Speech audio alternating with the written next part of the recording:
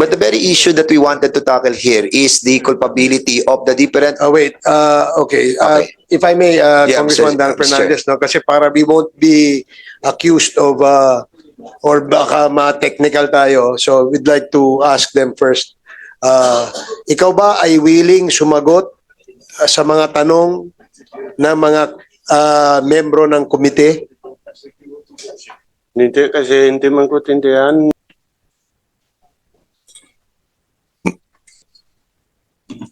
Mr. Liu, matagal na po kayo sa Pilipinas. Ilang taon na po?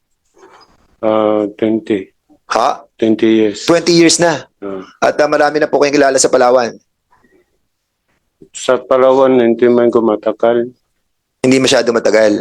So yung 20 years, saan kayo una nag-stay po? Sa Cebu, tsaka Lumangkite. Sa Cebu, saka sa? Lumangkite. Paano po kayo na-involved doon sa klase ng pagkuhan po ng mga government IDs? The two others, Go Ziyang and Liu Ziyang, until this date, wala pong passports. So, no Philippine passports.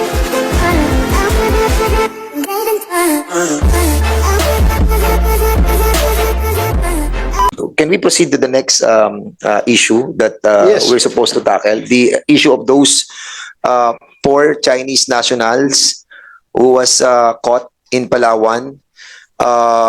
These Chinese citizens who were suspected of leading the distribution of fraudulently acquired government-issued identification cards and documents.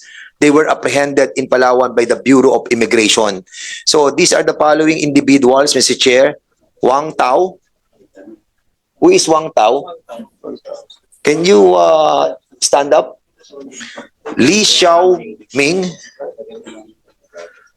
Guo Shi Yang. And Liu Shi Yang. Do you, do you understand English? Do you speak English? Oh, why do you nod your head if you don't understand?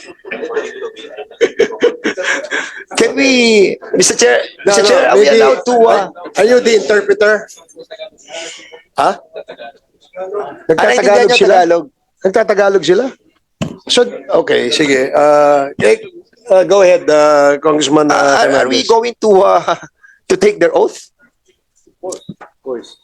They are foreigners. Yeah, of course, under the rules, they are allowed to take their oath. So, Mr. Chairman, I request to take the oath of those Chinese nationals. 1 minute suspension, ha? Pwede natin silang iupo muna dun sa ano.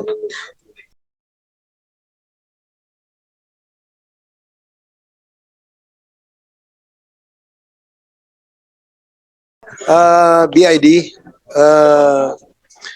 Okay, Congressman Mr. Dan Chairman, Fernandez. may we ask the Bureau of Immigration, since they are the leading agency who apprehended these four Chinese nationals, can you narrate to this committee how it transpired leading to the apprehension of these four nationals?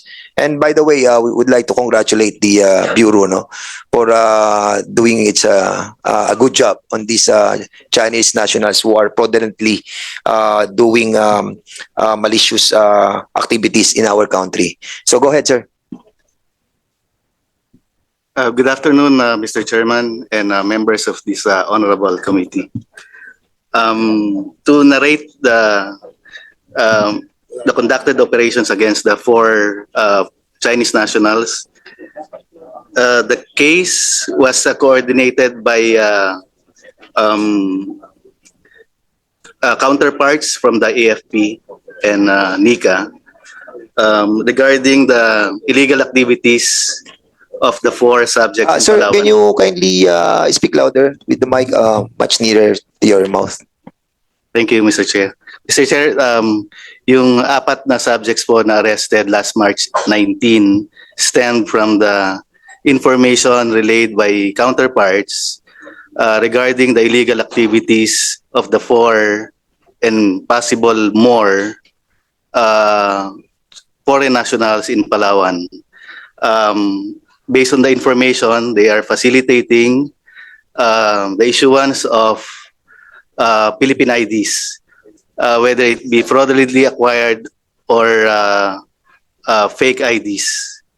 So the Bureau of Immigration, based on the intelligence information received from the counterparts, recommended to the commissioner, the Bureau of Immigration Commissioner, the issuance of a mission order. So the BI operatives conducted the operation last March 19 and implemented the mission orders against the foreign nationals and was able to arrest 4 on the same site. So the 4 was charged for undesirability and undergoing deportation proceedings, Mr. Chair. You have confiscated different government-issued IDs, such as driver's license, postal IDs, birth certificates, passports. How many passports were confiscated by the Bureau of Immigration? Mr. Chair, 2 passport lang po. One passports. is PROC passport. Two PROC passports issued to Wang Tao and Li Xiaoming. The 2 others, Go Ziyang and Liu Ziyang, until this date, wala pong passports. So no Philippine passports were found on those 4 subjects. But they, Mr. Chair, sorry. Yeah, do you have copies of their travel documents when they entered the Philippines? Paano yan pumasok dito? Based on your intel. Mr. Chair, all 4 with issued visas. 2 with the retirees visas. The other one is an RA 7919 visa holder, and the other one is a permanent visa also. Ano yung 7191? Yan yung investors? Yeah, yun po yung amnesty nung 1996. Okay.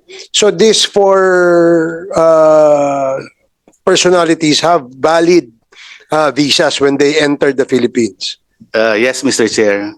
Okay. But they were arrested for violation of misrepresentation and holding fraudulent Philippine IDs, such as the driver's license and postal IDs. And some shared materials like the titles of the land or property. Sino dito sa 4 na ito yung merong retirement visa o retirees visa? To Wang Tao and Li Xiaoming, Mr. Chair.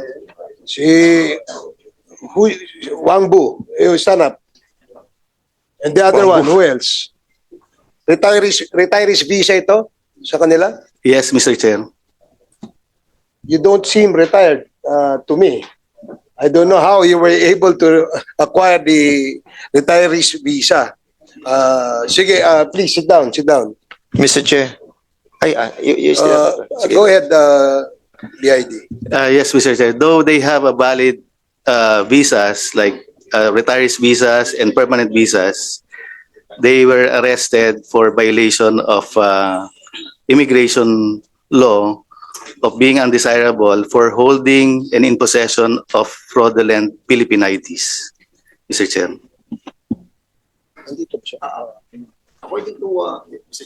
According to Commissioner Norman, what's the name? Tansyongko? Tansingko. They were involved in buying of properties and interference in politics. Nag-interview sila sa politika. Only, Mr. Chair, sa purchasing of the properties. That's yun lang po. But they were interfering with the buying of properties involving those politicians where the property is being bought. That's what you're trying to say. Kaya nag-interfere sila sa politika kasi namibili sila ng lupa. Kaya nakikipag-negotiate sila sa mga politiko.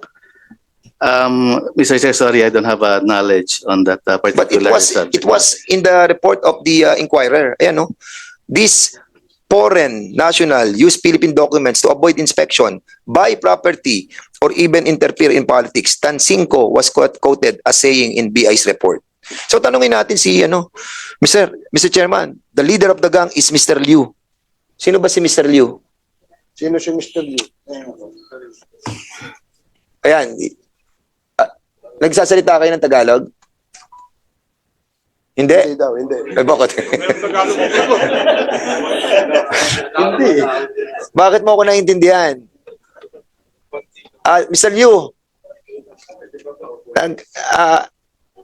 well, siguro, can we, Mr. Chair, are there secure to be seated there while we are asking them questions, or you are the leader of the group? Ikaw yung pinaka-head ng grupo. Boss, you are the boss. You. Who is the boss? Walang boss diyan. So, sino yung mga kausap mo yung politiko sa Palawan?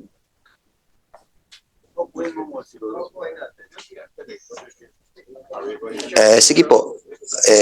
I'm asking to sit down but there's no chair available. So, isa lang. Delikado ka dyan. Sige, sir. Mr. Liu, being the leader of the group, we invite you to sit over. You have the privilege to sit back.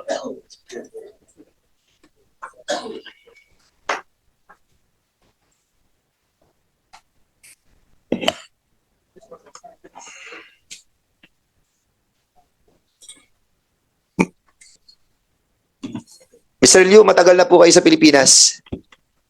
Ilang taon na po? 20. Ha? 20 years. 20 years na. At marami na po kayong kilala sa Palawan. Sa Palawan, hindi man ko matagal. Hindi masyado matagal. Ah, So yung 20 years, saan kayo una nag-stay po?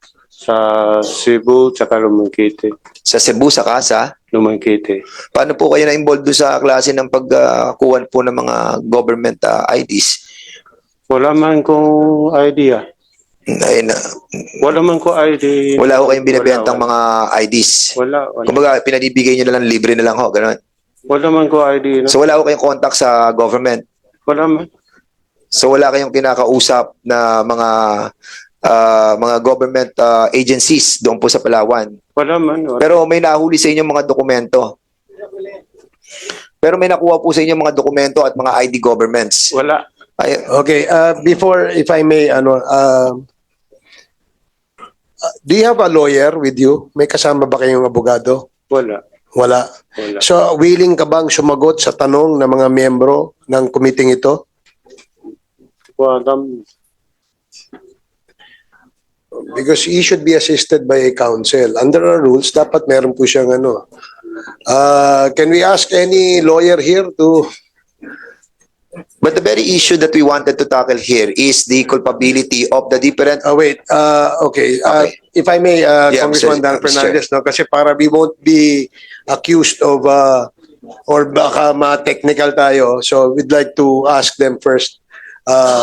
Ikaw ba ay willing sumagot sa mga tanong na mga membro ng komite? Hindi kasi hindi man ko tindihan. Diba? Hindi man ko okay. masyado kinangnan. So, meron ba tayong interpreter? Marunong? Ay, Mandarin? O, ano? Mr. Chair, Ano ba? Mantanin. Ha? Mandarin? Mantanin. Mr. Chair, if they don't have a lawyer, can we assign a lawyer from the House to assist them? But basically, the reason why we invited them is for the members to ask them. If we're not going to ask them and they will not be allowed to answer, maybe we should have not invited them over. And I think yung mga tanong lang po natin, Mr. Chairman, are basically in relation to the culpability of the government agency who connive with these people. Ako, ang focus ko po, Mr. Chairman, sino ba yung mga government agencies that issued documents dito sa mga taong to? But yung kaso po nila, wala po akong pakialam. Pero yung mga government agencies na nakipag-connive dito, yun po ang ipopokus ko, Mr. Chair. And their answer might help us in trying to find out the truth that indeed, sa investigation natin, there are certain government agencies who are earning money. Sigurado pera to. Driver's license, may kita sila. Sa PSA birth certificate, may kita sila. Sa lahat ng mga ini-issue ng mga to, sigurado tayo na kumikita yung ating government agency. Bago ipagpatuloy ni Congressman Dan Fernandez, Mandarin, no? Mandarin. You understand Mandarin. Of course, you speak Mandarin. Tama? Si Attorney Suwa, marunong ka ba mag-Mandarin? No, Your Honor. Okay. Sino bang marunong Kasi we cannot continue asking him questions because baka ma-technical tayo and we don't want that to happen. So, unless may interpreter at willing naman silang sumagot. Kaya nga ang tanong natin kanina, ikaw ba ay willing sumagot sa mga tanong? Kasi kung kailangan mo ng abogado, pwede mag-provide ang komite ng abogado para sa iyo. Gusto mo ng abogado? Mr. Chair. Mr. Chair, nakakaintindi po siya ng Tagalog. If I may, Mr. Chair, baka hindi po niya naintindihan yung term na willing ka ba? Sige. Paano ba Tagalog? Since Ayun. Mr. Chair, hindi naman po masyadong critical yung mga tanong natin. I think we are doing this in different committees when we invite those who are under our government custody.